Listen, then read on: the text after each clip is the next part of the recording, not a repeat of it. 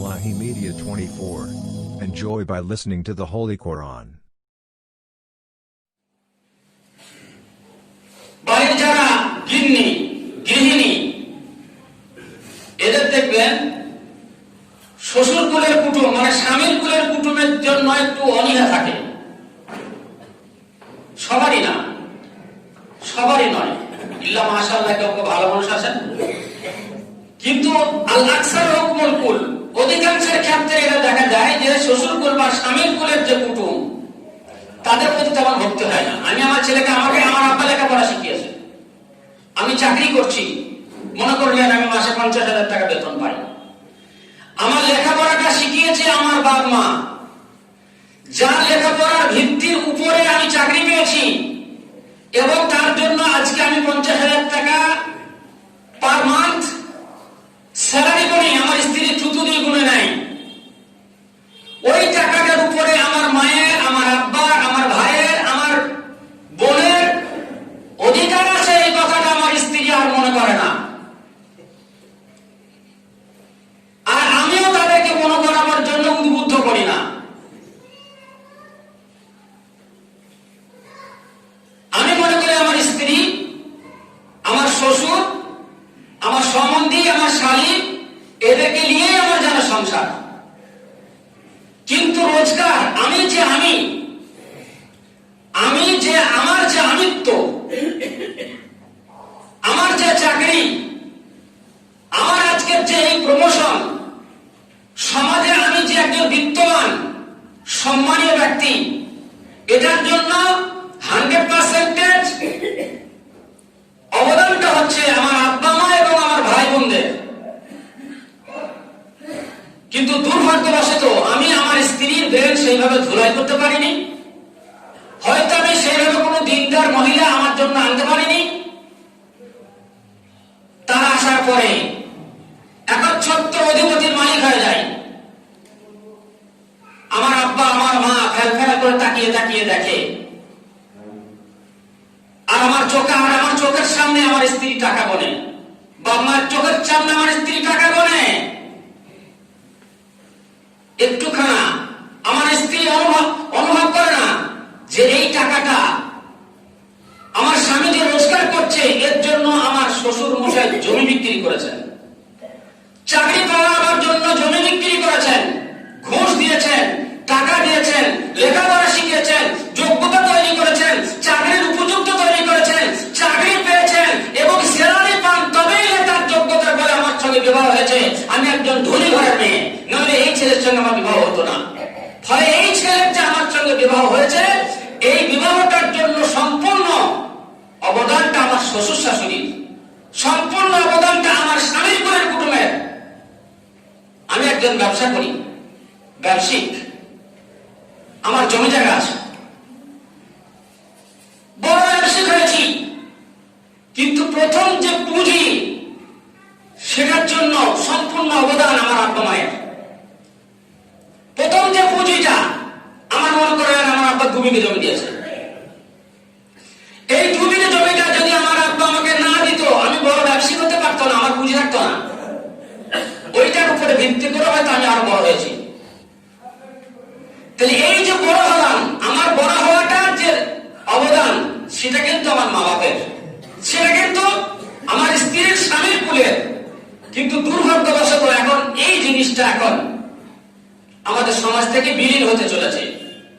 স্বামীর কুলটাকে যেন আমরা একবারে অচ্ছুত মনে করছি।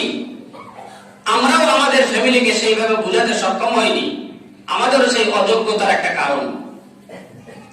এই অযোগ্যতাটার একটা কারণ আমার স্ত্রীর, আমার বাপের কুলটাকে অবহেলা করার জন্য একটা অযোগ্যতা আমারও।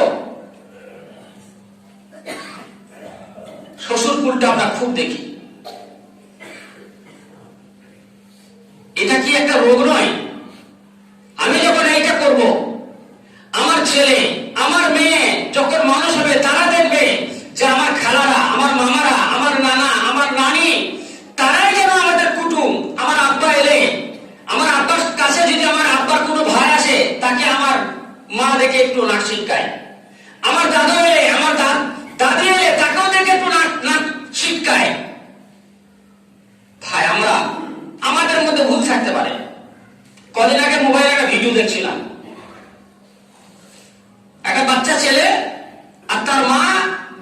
আছে, একটা বুড়ি মানুষ, মানে ওই বাচ্চা ছেলেটার দাদি, মানে ওর বাপের মা, সে এসেছে। বলে তুমি আমার বৌমা বলছেন, আবার তুমি এখানে পুটলা পুটলি নিয়ে, কি ব্যাপার? একবার এলাম তোদেরকে দেখা করতে। ওই দেখা করা চলবে না। তুমি এখানে কেন আসবে? তোমার বড় ছেলেকে তো জমি জায়গা লিখে দিয়েছো, আমাদের থেকে ভাগ বেশি দিয়েছো, তার কাছে খাওয়া। এখানে কি জন্য আসো? হেঁটে এলাম মা, একটু বসি। শাশুড়ি বলছে হেঁটে এলাম মা, একটু বসি। বসা বসা হবে না, তুমি চলে যাও এখান থেকে, খেতে দিতে পারা যাবে না এখানে। তোমার ছেলের কতটুকু রোজগার আছে? ছেলে তখন ঘর থেকে বেরিয়ে যাবে, যা মা এসেছে একটু বসুক না। কাপুরুষ ছেলে বলছে মা এসেছে একটু বসুক না। স্ত্রী তখন চোখ রেখে বলছে বলো কি, কত টাকা রোজগার করো তুমি, যে তুমি খাবে, তোমার সংসার চলবে, আবার উদ্বৃত্ত করে তোমার মাকে দেবে? কেন তুমি যখন তোমার দাদাকে জমি জায়গা লিখে দেয় তখন বলতে পারো না বেশি অংশটা তাকে দিয়েছে? তখন তো মুখ ছিল না। ছোট্ট বাচ্চা একটু পানি একটা বাটি করে দিল, খেলো। বাচ্চাটা মাথায় হাত বুলিয়ে দিল, হাত বুলিয়ে দিয়ে দাদি চলে যাচ্ছে বাড়ি থেকে। দাদি বাড়ি থেকে চলে যাচ্ছে, রান্না বান্না হয়ে গেল, বাবা মা ঘরে গিয়ে বসেছে। ওই ছোট্ট বাচ্চা হয়তো 4-5 বছর কি 6 বছর বয়স হবে, মনটা খারাপ, বাপের মনও খারাপ, তার মাকে স্ত্রী খেতে দিয়েছে। কাছে গিয়ে বলছে, বাবা মা সামনে বসে আছে, বাচ্চারা বলছে মা, বাবা মা বুড়ো হয়ে বোধহয় বাড়ি থেকে খেয়ে দিয়ে দিতে হয়, তাহলে তোমাকে এবং বাবাকে আমি এবং দাদা যখন বড় হব তখন তোমাদেরকেও তো বাড়ি থেকে আমরা খেয়ে দিয়ে দেবো। এই কথাটা যেই না শোনা, আর বৌমার ব্রেনটা খুলে গেল সঙ্গে সঙ্গে, যে এই বাচ্চাই তো আমার স্বামী একদিন ছিল, আজকে তার মাকে যদি আমি তাড়িয়ে দিই তাহলে আমার ছেলের বউ আমাকে তাড়াবে, এটাই স্বাভাবিক। বললো যা তোর দাদিকে ডেকে নিয়ে আয়। ছুটতে গেল, যখন যাচ্ছে দেখছে সেখানে পাড়ার একটা লোক ওই বুড়ি মাকে বলছে, বুড়ি মা তোমার আর কেউ নাই, বড় ছেলেকে লিখে দিয়েছে কিছু জমি বাড়তি, ছোট ছেলেকে বেশি না দিলেও তাকে তার সংসার চলার মতো দিয়েছে, তবুও তোমাকে দেখছে না, বড় ছেলে সেও দেখে না, বড় বৌমাও দেখে না। তো ঠিক আছে চলো বৃদ্ধাশ্রমে তোমাদেরকে দিয়ে আসবো, আমি বৃদ্ধাশ্রমে দিয়ে আসবো, তারা তোমাকে খাওয়া পড়া সব দায়ী দায়িত্ব নেবে। কথাটা যখন বলছে তখন ওই বাচ্চাটা ছুটতে গিয়ে দাদির হাতটা ধরে পড়লো, দাদি তুমি চলে এসো, মা আব্বা তোমাকে ডাকলো। এবং এরপরে তাকে নিয়ে গিয়ে বাড়িতে আশ্রয় দিল। ভাই এটা আমাদের পরিবেশ, স্বামীর কুটুমকে আমরা আদৌ ভালোবাসি না। ওইখানে ব্যাটারিটা লাগিয়ে দেন। স্বামীর কুটুমকে আমরা মোটেই ভালোবাসি না। ওই চিমটির উপরেই লাগিয়ে দেন, আর একটা চিমটি, একটা হলুদ রঙের আছে দেখেন, হলুদটা উত্তর দেখে দেন এই লালের সঙ্গে। তো ভাই আমার, এইটা আমাদের স্ত্রীদের, বাড়ির যারা আমাদের গৃহের মালিক, সে আমাদের মালিকদেরকে ব্রেনটা ওয়াশ করার দায়িত্বটা হচ্ছে আমার আপনার মতো স্বামীদের। শুধু শ্বশুর করে লগিয়ে ভাসলে হবে না। দ্বিতীয় কথা হচ্ছে এমন কিছু কুটুম আছে যেগুলোর কোনো কুটুম নাই, এমন কিছু মেহমান আছে, এমন কিছু অতিথি আছে যেগুলোর কোনো কুটুম নাই। তারা আসে মসজিদের তারা মেহমান। এই লোকগুলো কি হবে? এটাকে কে খাওয়াবে? আল্লাহ রাসূলের আমল কি এমন লোক ছিল? হযরত ইব্রাহিম আলাইহিস সালাম সম্পর্কে কোরআন শরীফে সূরা জারিয়াতে বলা হয়েছে, যে তোমরা স্মরণ করো সাইফ ইব্রাহিম আল মুকরামিন, ইব্রাহিম আলাইহিস সালামের যে সম্মানীয় মেহমান ছিল তাদের কথা। ইজদাহারু আলাইহি ক্বালু সালামা ক্বালা সালামুন কওমুন মুনকারুন। তাদের কাছে হযরত ইব্রাহিমের কাছে যখন ওই মেহমান আসলেন, মেহমান এসে বললেন আসসালামু আলাইকুম, কয়েকজন ফেরেশতা তারা মানুষের রূপে এসেছিল। ইব্রাহিম আলাইহিস সালাম তার উত্তর দিলেন, তারপরে বলছেন মনে মনে কওমুন মুনকারুন, লোকগুলো তোমার মেহমান হিসেবে এসেছেন, কিন্তু সব তো অপরিচিত লোক, কাউকে তো আমি চিনি না, কোনোদিন দেখি নাই।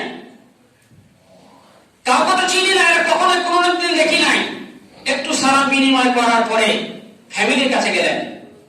ফারাগা ইলা আহলিহি, ফ্যামিলির কাছে গেলেন। ফাজাআ বিইজলিন সামিন, এবং মোটা পার একটা বাছুর, মোটা একটা বাছুর জবাই করে ভুনে কিছুক্ষণ পর মেহমানদের সামনে নিয়ে আসলেন। ফাকাররাবাহু ইলাইহিম, তাদের সামনে দিলেন, এনারা খাচ্ছেন না। ইব্রাহিম আলাইহিস সালাম বললেন, আলা তাকুলুন, কেন খাচ্ছেন না?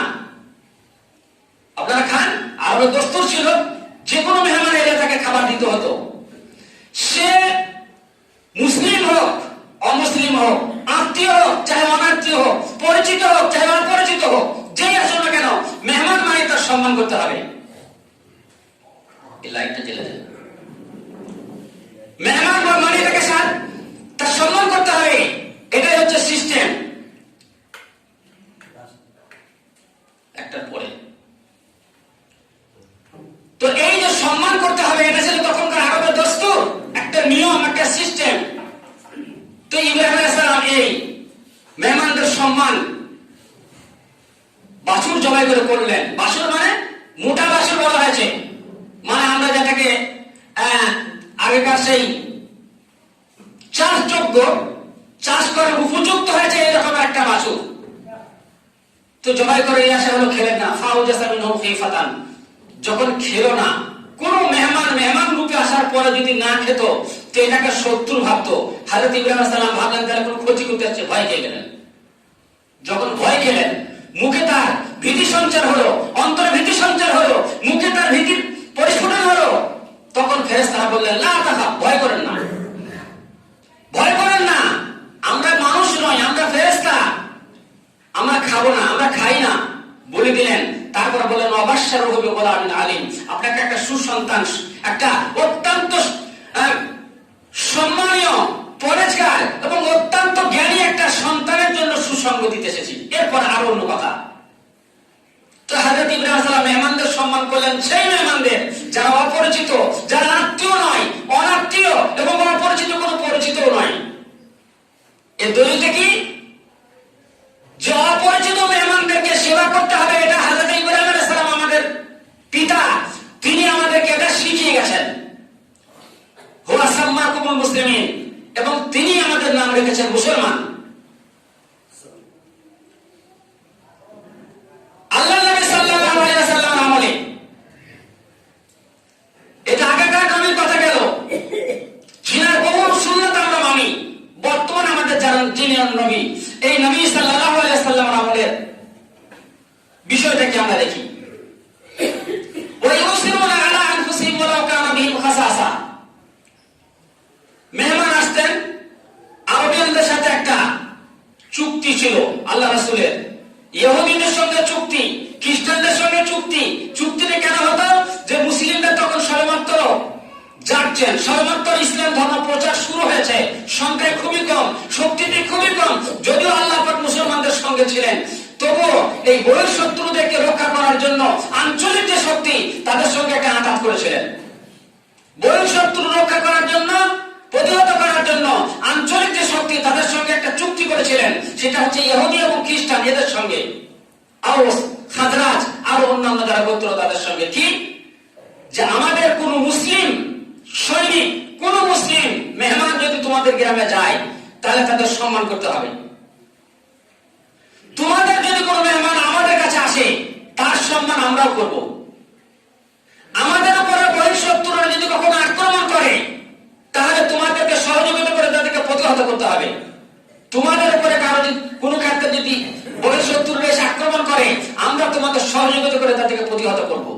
এই ধরনের একটা চুক্তি ছিল। তো আল্লাহ রাসূল সাল্লাল্লাহু আলাইহি ওয়াসাল্লামের আমলে এইরকম যখন চুক্তি, তো মুসলিমরা যেখানে যায়, তখন তো ইসলামের প্রচারের বিষয় ছিল, বিভিন্ন জায়গাতে যেতেন। তাদের সেবাটা ইহুদি খ্রিস্টানরা করতে পারে, এটা বলবো না। আমি বলতে চাইছি, মুসলিম গ্রামে যদি কখনো অপরিচিত, অনাত্মীয় কোন কুটুম আসতো, তারা কি করতো? মুসলিমরা একদিন মেহমান এলেন, অনেকগুলো মেহমান, আল্লাহ রাসূল সাল্লাল্লাহু আলাইহি ওয়াসাল্লাম বললেন, অনেক মেহমান আছে, এই মেহমানগুলো তোমরা এক একজন করে নিয়ে নাও। সবাই নিলেন, সবাই নিলেন। একজন মেহমান আল্লাহ রাসূল সাল্লাল্লাহু আলাইহি ওয়াসাল্লাম তাকে নিজে নিয়ে গেলেন, কারণ এটাকে কেউ নিল না। এই লোকটাকে সবাই চিনতো বদমাইশ লোক, সবাই চিনতো এটা বদমাইশ ইহুদি লোকটা। তো আল্লাহ রাসূল নিয়ে গেলেন, আরে বদমাইশ তো, আর জানেন ঢেকি স্বর্গে কেউ ধান মানে তিয়ে বদমাইশ আল্লাহ রাসূলের ঘরে বদমাইশি করবে।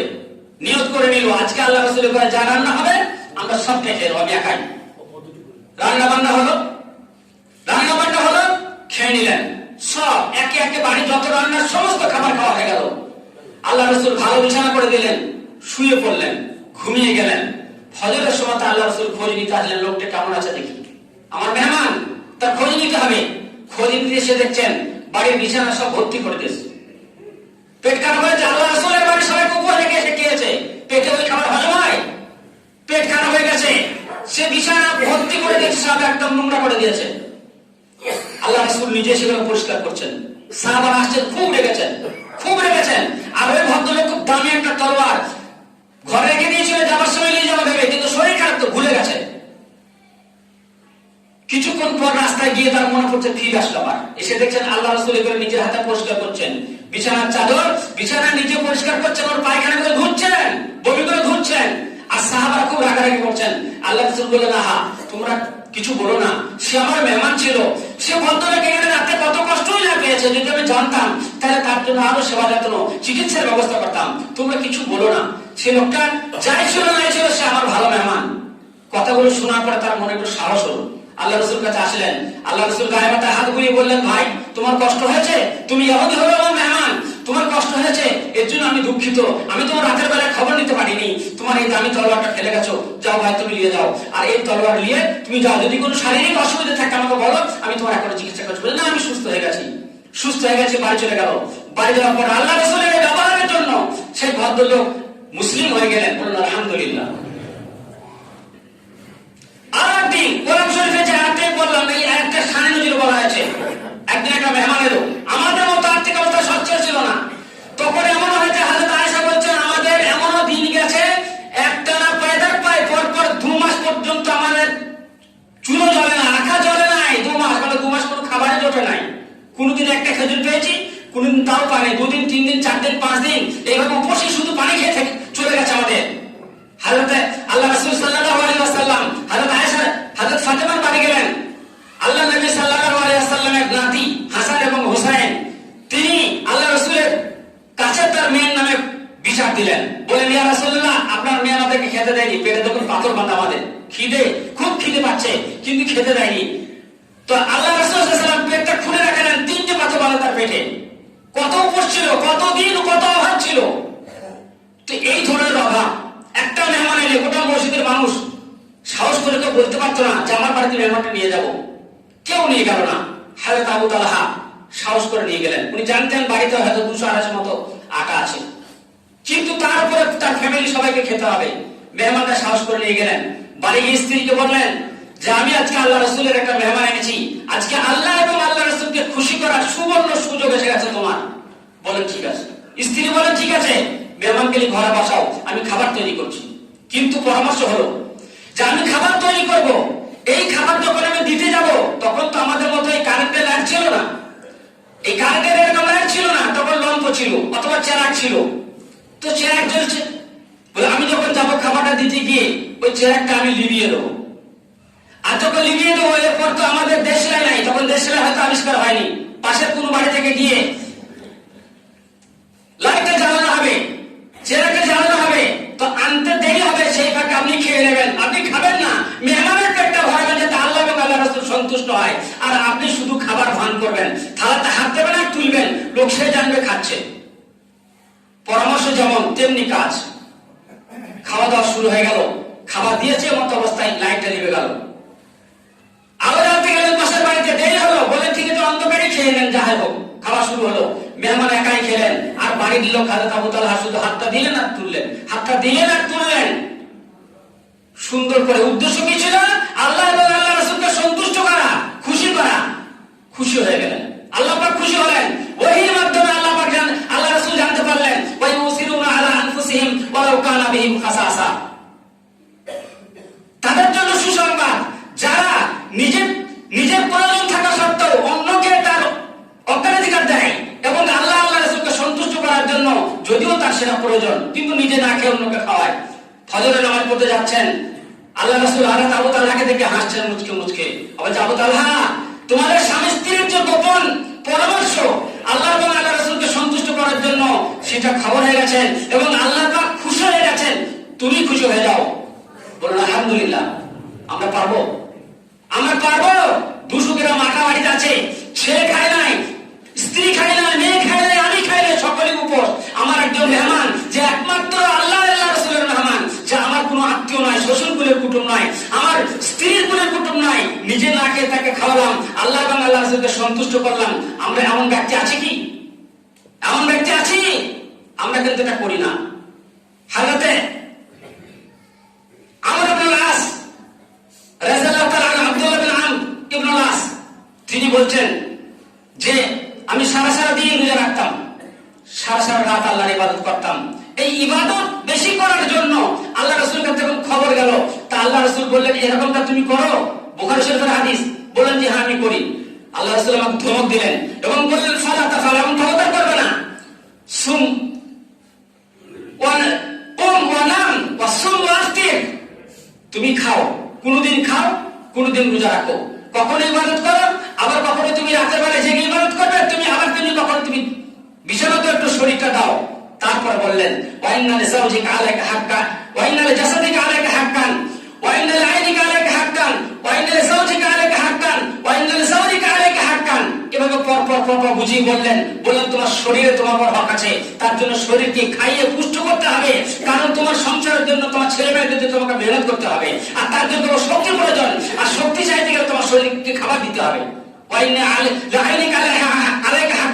এবং তোমার এই যে চোখে তোমার হক আছে, তাকে বিশ্রাম করতে দিতে হবে। তোমার স্ত্রীর তোমার উপর হক আছে, তোমার স্ত্রীর হক তোমাকে আদায় করতে হবে। এবং তোমার মেহমান প্রথমে পড়েছি, তোমার মেহমানের তোমার উপর হক আছে, মেহমানের খাবারটাও তোমাকে জোগাড় করতে হবে, শুধু ইবাদত করলেই হবে না।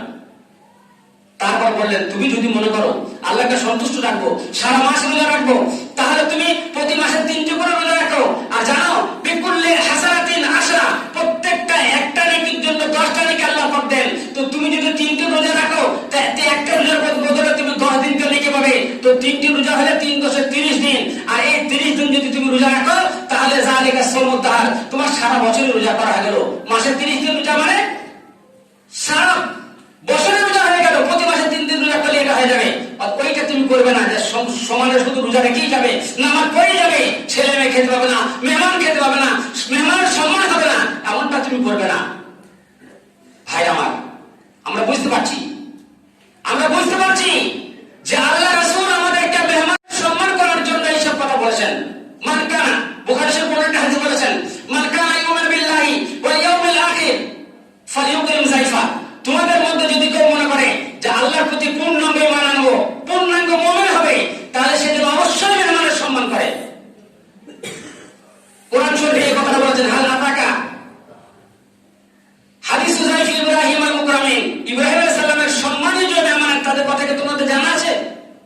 সে কথাটা তের হাদিসে আল্লাহ পাক উল্লেখ করলেন, বললেন ফালইউকরিম যায়ফা, যারা আল্লাহর প্রতি পূর্ণাঙ্গ ঈমান রাখতে চাও, তাহলে অবশ্যই মেহমানের সম্মান করে। আর তার সঙ্গে মান কানা ইউমিনু বিল্লাহি ওয়াল ইয়াউমিল আখির ফালইয়াসিল রাহমা, যদি কেউ পূর্ণাঙ্গ মুমিন হতে চাও, তাহলে সে যেন অবশ্যই তার আত্মীয়দের সাথে সম্পর্ক ঠিক রাখে। এমনটা নয় যে আমার স্বামীর কুলের কুটুম, আমার বাপের কুলের কুটুম, তারা যেন হেয়প্রতিপন্ন, তাদের যেন কোনো মূল্য নেই আমার কাছে, আর আমার শ্বশুর কুলের কুটুম তারাই আমার যেন সব। এই যদি আমাদের বর্তমান পরিস্থিতি হয়, আমি আমার ভাইয়ের সঙ্গে চলবো না, আমার বোনের সঙ্গে চলবো না, আমার চাচার সঙ্গে চলবো না, আমার আব্বার সঙ্গে চলবো না, আমার নিজের বাপের কোনো আত্মীয়ের সঙ্গে চলবো না, আমি শুধু চলবো আমার শ্বশুর কুলের কুটুম নিয়ে। তুমি বেঈমান, তুমি মুসলমান নয়, তুমি পাক্কা মুসলমান নও, তোমার কাছে ঈমান নাই। আল্লাহ রাসূল বলেছেন মান কানা ইউমিনু বিল্লাহি ওয়াল ইয়াউমিল আখির, যদি এইটা কেউ হয়, তাহলে তোমরা পূর্ণাঙ্গ মুমিন হতে পারবে না। ফালিয়াসিল রাহমা, অবশ্যই তোমার আত্মীয়ের সাথে তোমার আত্মীয়তা থাকতে হবে, সম্পর্ক থাকতে হবে। মান কানা ইউমিনু বিল্লাহি ওয়াল ইয়াউমিল আখির ফালিয়াকুল খায়রান আও লিয়াসমুত। 3 নম্বর বললেন, যদি কেউ আল্লাহ এবং আল্লাহর রাসূলের উপর ঈমান আনো, পূর্ণাঙ্গ মুমিন হতে চাও, তাহলে সে যেন অবশ্যই কথা বলে, ভালো কথা বলে, ফালিয়াকুল খায়রান, সে কথা বলার সময় ভালো কথা বলে। আউলিয়াসমুত, অন্য হাদিস আছে আউলিয়াসকুত, মুসলিম এবং বুখারী দুটো হাদিস মিলে যে হাদিস আছে তাতে আছে আউলিয়াসকুত, সে যেন চুপ থাকে। আর এখানে আছে আউলিয়াসমুত, মানে কথা বলার দরকার হলে ভালো কথা বলবে, পয়জনগিরি কথা বললে হবে না, এমন কথা বললে হবে না যে মানুষের মধ্যে ডান্ডা লাগিয়ে দেবো, এমন কথা বললে হবে না যে মানুষের মাংস খাবো।